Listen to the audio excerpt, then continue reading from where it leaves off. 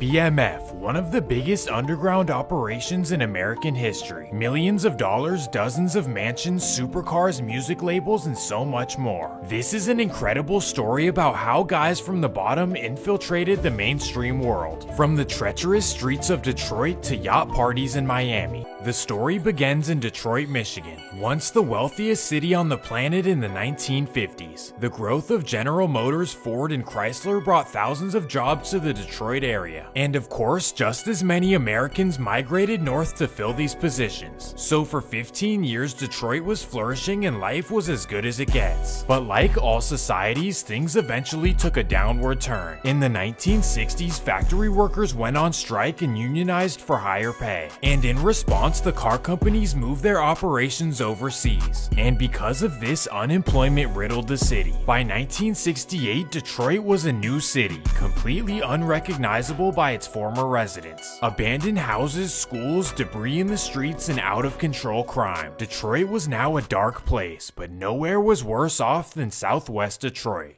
Southwest Detroit consists of about 10 neighborhoods, but for this video we start off in Boynton. The area is cut off by a river from the rest of the city, really making it its own community. This is truly the bottom of the bottom. So let's head down a dark abandoned alley all the way to the dead end.